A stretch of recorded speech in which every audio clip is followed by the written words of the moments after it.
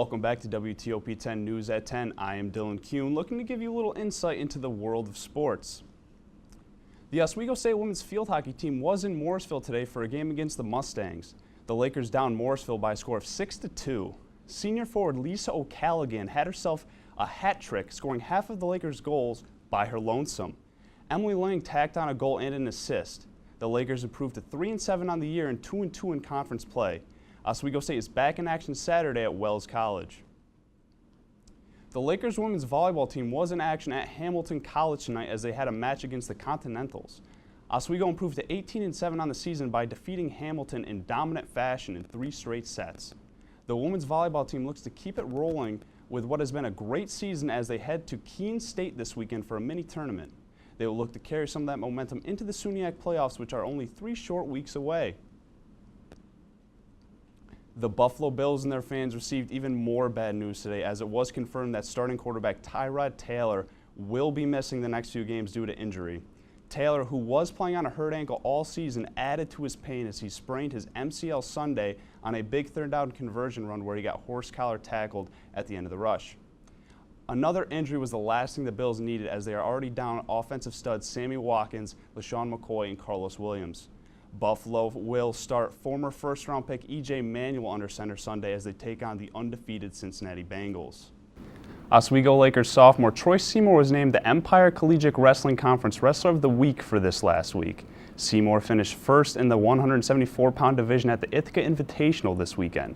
Here in the Lakers 19 points to lead them to a 7th-place finish. Seymour finished a perfect 4-0 on the afternoon.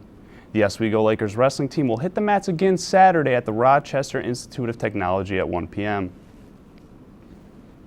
The Oswego Lakers volleyball team wrapped up what was considered a very successful season on Saturday with a loss to New Paltz in the SUNYAC semifinals.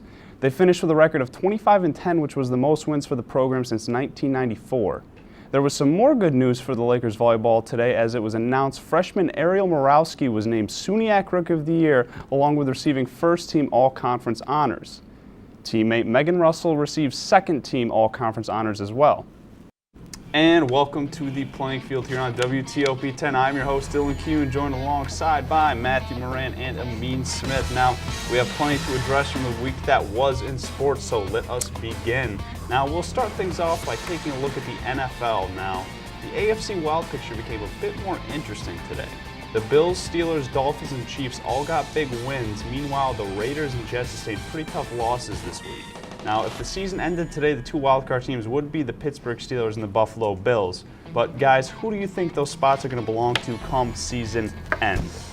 You know, we're going to go ahead, we're going to glance over to the opposite end of the spectrum now. The 76ers are 0-18 after a loss to the Grizzlies today, and they now hold the record for the longest losing streak in North American sports history at 28. You know, that dates back to last season, but you know, they lost the first 18 of this year regardless. Now, are we witnessing the worst team in NBA history? Thanks for sticking with us here on the playing field here. Now, the MLB offseason is just getting underway, but that has not stopped teams from making some notable moves already. Now, fellas, which move that has happened since the offseason began has stuck out to you the most? I'm out on top. Yeah, absolutely. Each team has a few things they could work on in this one. We'll look at Oswego first. First thing I have to say about Oswego is that they need to not waste any time. You know, there's no time to waste. Yesterday, they found themselves in a 3-1 hole heading into the third period. They were able to come back and tie it, but if they avoid the early deficit, they can find themselves maybe coming away with a win here tonight. My next key for them is the big Z, Matt Zawatsky, the guy they have in between the pipes. Phenomenal goaltender for them the past few years. He had a pretty good game yesterday, but 3 goals, a little more than he would like to give up. He's a 2.17 goals against average for his career. So if he's around the 2 goals mark, I like the Lakers' chances tonight. And then my third key, Galati. Matt Galati for the Oswego State Lakers is going to be huge tonight. Last year, he was just a force on their power play. And last night, he had no points. He had a -1 plus-minus differential rating, so he needs to get going on the season if they want to go anywhere this year. Now, looking over to the Brockport Golden Eagles, my first key for them is to stay out of the box. Now, we talked about how the Oswego State Laker power play unit was lethal last year. Well, last night they were 0-4. But you can't bank on that if you're Brockport. You got to stay out of the box. You got to avoid silly mistakes. My next key for Brockport is precision passing. Matt Zawatsky is a great goaltender in Division III hockey, and you're not going to beat him with flimsy shots. You got to work it around. You got to look for an opening, and then you got to capitalize on. And then my third key is they got to chase the victory. Chase Neuendijk on the Brockport Golden Eagles last night had 2 goals and 2 assists. A phenomenal game for them. If they want to beat the Lakers in their own building tonight, he's going to have to get going. Absolutely. And welcome back once again inside the Murano Campus Center Ice Arena here as the Oswego State Lakers lead the Plattsburgh Cardinals by a score of 4-2. This is your second intermission report brought to you by the Oswego Study Abroad program with more than 80 programs in over 30 countries. See where SUNY Oswego can take you. Your journey starts here. Visit oswego.edu/international for more information. Now, obviously, very exciting period of play there. 4-2 Oswego. Been getting a lot of goal scoring. What are you guys' thoughts on that second period of play?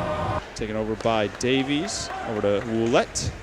Roulette up to Barton. Barton looking to get some going here. Rips off Cage off a defender's skate. Played in front there. A scramble in front of the net. And that was going to be buried home. The hustle by Barton and Davies and Ferrero battling for it. They finally beat McMenamin to break the ice here as they get their first goal of the game.